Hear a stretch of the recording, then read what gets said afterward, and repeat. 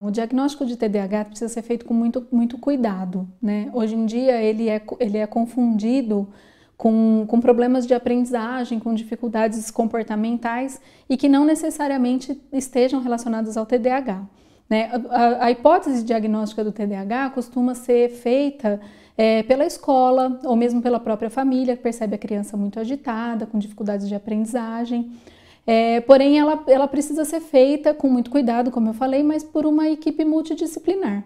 De preferência, um médico que vai atestar realmente, né, fazer uma investigação completa a respeito do caso, um médico psiquiatra ou neurologista, mas é sempre indicada a participação de psicólogos, educadores, né, pedagogos, às vezes fonoaudiólogos, pessoas que tenham contato com a educação, que conheçam sobre a educação, para descartar outras hipóteses que não sejam o TDAH e que sejam sim problemas comportamentais que possam ser resolvidos de outra maneira. Teoricamente, né, o que a gente vê em termos de dados estatísticos, a prevalência do TDA é de 3 a 7% em crianças e de 3 a 4% em adultos. Então, isso nos leva a pensar que possa ser um pouquinho menos frequente em adultos. Porém, se a gente pensar que algumas habilidades atencionais, como planejamento, concentração, organização e a própria atenção voluntária, vão sendo desenvolvidos ao longo da vida, aí a gente estaria descartando a hipótese de TDAH, né? Que o problema seria a questão da atenção voluntária que é desenvolvida ao longo da vida. E aí isso poderia ajudar a explicar essa do que em adultos. Quando se diagnostica adequadamente o TDAH, geralmente o caso responde bastante com medicamentos, porque a gente pressupõe que é uma dificuldade orgânica mesmo que a criança tem de concentrar, de prestar atenção em assuntos, em conteúdos que não sejam necessariamente aqueles que ela gostaria de prestar atenção. Mas aliado ao medicamento, a gente precisa fazer um processo terapêutico, seja ele educacional, né? Geralmente a sua família, tirar um pouco dos estímulos, desligar a televisão, sentar ao lado da criança para ajudá-la a focar a atenção, para que ela consiga não só controlar a sua dificuldade, mas aprender a desenvolver a atenção voluntária para aquilo que ela precisa prestar atenção naquele momento. E para isso a gente conta na psicoterapia com a parceria da escola, da família, de todas as pessoas que possam dessa rede social.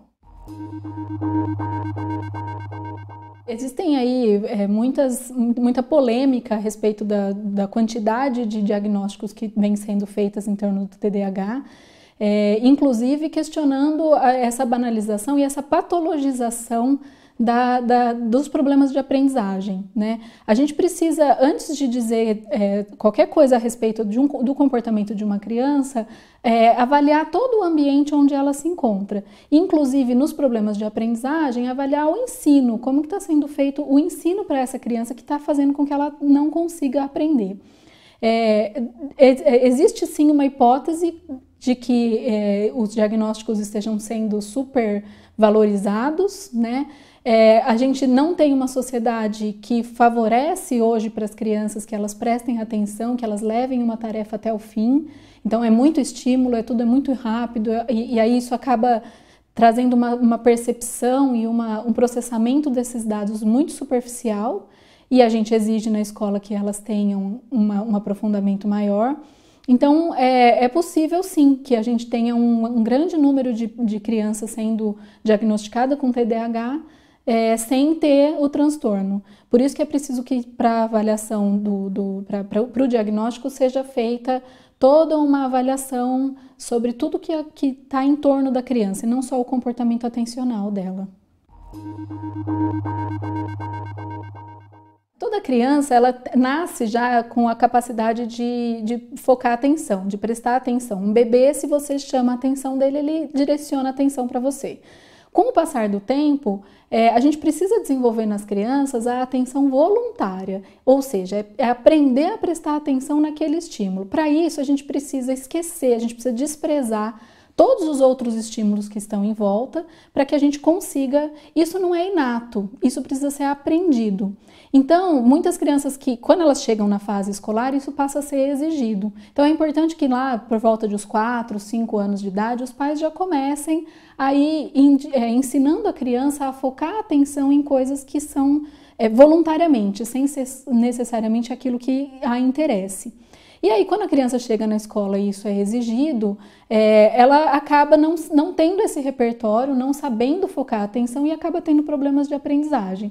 Então, sim, não é uma questão só de personalidade, mas da oportunidade que aquela criança teve de desenvolver a atenção de uma forma que seja adequada para o seu desenvolvimento escolar. E isso acaba prejudicando ela lá na frente na escola, porém não como um transtorno, mas como um déficit que ela tem, que com o aprendizado, com um ensino sistemático, a gente consegue resolver.